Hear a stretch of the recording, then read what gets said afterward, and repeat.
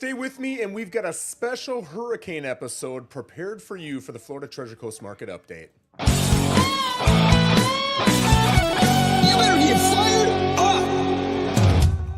Guys, hopefully you're having a great day today. Happy Wednesday. We are preparing for a monster storm here in Florida. Luckily, if you're on the East Coast over here where I am in Port St. Lucie, we're not going to have the same impacts that they've got on the West Coast. Thank God. It is horrendous seeing what the West Coast is likely about to endure. And, you know, it looks like it could be in that Sarasota area, maybe a bit more south. Not that you want to wish it on anybody, but just looking at the population of Tampa, hopefully it doesn't go more north. But yeah, it's going to rip through the state. There's going to be major flooding in different parts of the state. Also concerned for Orlando. But looking here in the Treasure Coast, what are we facing? Everything that I'm seeing shows that we're probably going to feel the effects of a Cat 1 hurricane. You might have little 5-minute spans that are a little bit heavier, but it shouldn't be overall all too bad, right? So from a real estate perspective, what am I looking at as a realtor?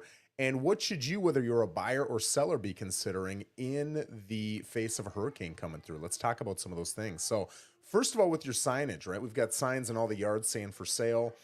Anything like that, in my opinion, if we've got Cat 1 winds coming through, I've read that we'll probably be at the highest, maybe around 70, 80 miles an hour. That means there could be gusts close to 100 miles an hour.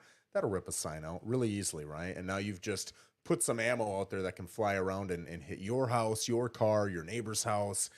So definitely get those out. Most good realtors are going to come out and take them out, but if they haven't and you want them out, text your agent and ask them to come and take them out. Most are going to get that done, right? But you're not going to want that in your yard.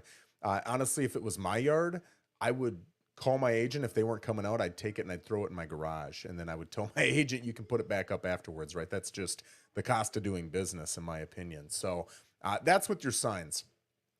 If you are under contract on a home and you are the buyer, what concerns do you have? Contractually, the house has to be delivered to you in the same condition it was in at the time of offer, plus or minus any negotiations that were made since then, right? So a lot of times after inspection, they'll say, hey, we want the front door fixed, or we want this weather stripping fixed, or we want this tile floor fixed, or whatever issue it is.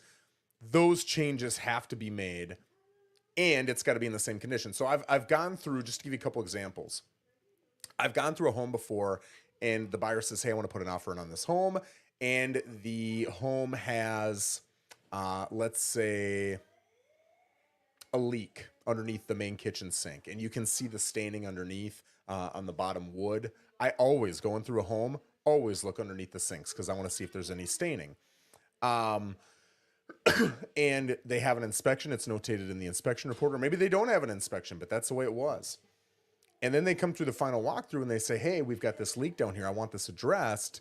You're out of luck because it was there at the time of offer. There's nothing wrong with purchasing a home that has issues. Every home you purchase, I love my home. It's a beautiful home. It's going to have 20, 30 things pop up on an inspection. I guarantee it. So you're buying as a buyer, you're buying homes that have issues. And for the most part, you're taking on small issues that are understandable, issues that are pretty cheap and easy to fix. If you've got roof leaks or the AC doesn't work or you've got major mold eating away at your walls, that's a completely different story. Those things are typically going to be fixed by a seller before that buyer moves forward.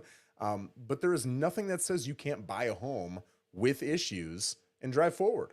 That a lot of times is how you get a good price, and you've got to pick issues or price. I want the good price. Okay, maybe I'm willing to take on more issues.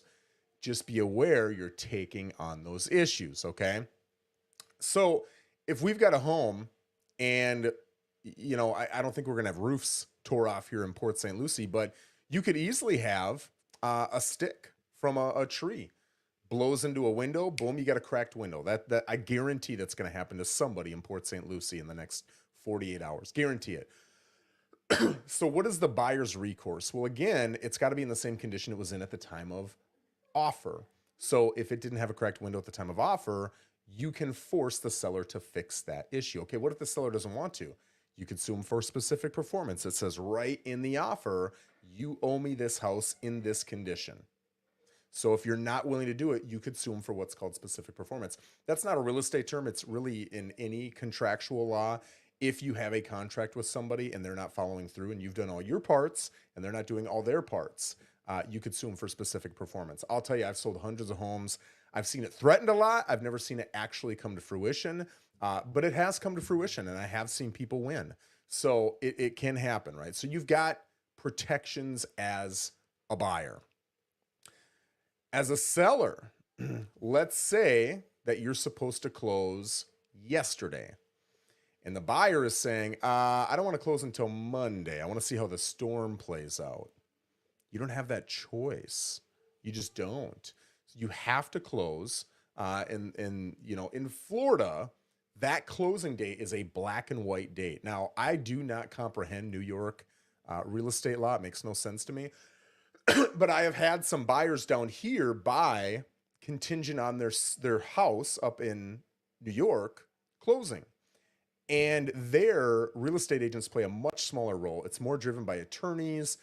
The date is just kind of a random date. It doesn't really mean anything. And it's not until the attorneys get together, have a discussion, and then they decide, okay, let's close in 10 days. Oh, okay, cool. And then you've got a date. But that doesn't happen until like 10 days prior, a week prior. And I think that's bonkers, right? Because how do you prepare for the move? How do you prepare for anything? So in Florida, I think it's important to say this because we have a lot of people who come from states where they're using attorneys primarily not in lieu of realtors, but they're the people running the show. Here it's the realtors running the show. It's just different, right? So when you've got something like that, it's important to know that the date down here, the closing date, which is listed I think it's at the very top of page 2, that is a contractual date that you must comply with. If you don't, you could be sued. You could be out of contract and lose the house. You could be forced to purchase the house. And let's say what you're thinking of comes to fruition and the home is damaged somehow and you didn't close on time. Now they can force you to close and you're taking on damages and you weren't covered with insurance. You've got a lot of issues to be concerned about there, right? Whereas if you close and you lock in your insurance, now any damage that occurs, you're covered. So there's reasons to want to get that thing closed. There are absolute incentives for you as a buyer. Here's another concern that I have, both as a buyer's agent and a seller's agent, is locking in your insurance, right? Binding your insurance. Once a named storm appears, or I should say once a storm is named, you've got to be bound. If you're not bound, they won't bind your insurance anymore until the storm has passed because they do not want to take on that risk just because you see a storm is coming. It makes complete sense. So as a buyer's agent, it is really important to call your buyers once you see a storm, and it's not named yet, but you know it's heading in that direction, or it could be. Call your buyers and say, have you bound insurance yet? No. Get your insurance bound today, because if that storm comes, then educate them. If the storm comes, hey, you're not going to be able to bind, and that could be a problem with closing. If you've got cash buyers, a cash buyer does not have, unless you wrote it in, a typical contract does not have an insurance protection for a cash buyer. Meaning, if you just decided, hey, I'm going to shop insurance a couple days before closing, and all of a sudden there's a name stormed and you can't get it, you have to close and you may not be insured. So, and you're not protected. You have to close. So that's another concern you want to make sure with your buyers. They're all aware that you want to get that insurance bound. Now, as a listing agent, it's also important, especially for your funded buyers. If I am representing the seller and I'm not representing the buyer, but the buyer has a loan, I want to call them before it is named, the storm is named, because I want to ensure that they get it bound. If they don't get it bound, the lender won't let us close on time. And there's not a lot of recourse I have as a listing agent, as a seller. If it's a cash buyer, the concern isn't there because, again, there's no protections for them. They've got to close, right? So those are just some of the things that you want to consider. If there is major damage, there are timelines within that contract that tell you this is how long you've got to figure it out. If you can figure it out, great, the buyer's got to buy. If you can't figure it out, then it's up to the buyer what they want to do. There's all kind of language for that. And anytime you're in the middle of a contract like this, and again, I'm not overly concerned about Port St. Lucie, but if I was in Tampa right now, I would be talking to attorneys and I would be getting my clients in front of attorneys having those discussions. There's one last thing, force majeure. Force majeure in a contract says that if, man, I want to be careful. I'll say this, my understanding, and I'm 90% confident on this, but I will say there are instances where force majeure has popped up and it's not played a part in the contract. And I thought that's interesting. And there are other parts where I wouldn't think it would, and it did. So I will say, take what I say with a grain of salt here, but force majeure is saying if an act of God, i.e., a hurricane, pops up and you can't close, you can't perform, you can't whatever, you've got certain protections. There's a certain amount of days and everything else where you can get these things remedied. So, for example, if we've got a closing tomorrow, and which we do, and the title company isn't going to be open because of the hurricane, okay, that's force majeure.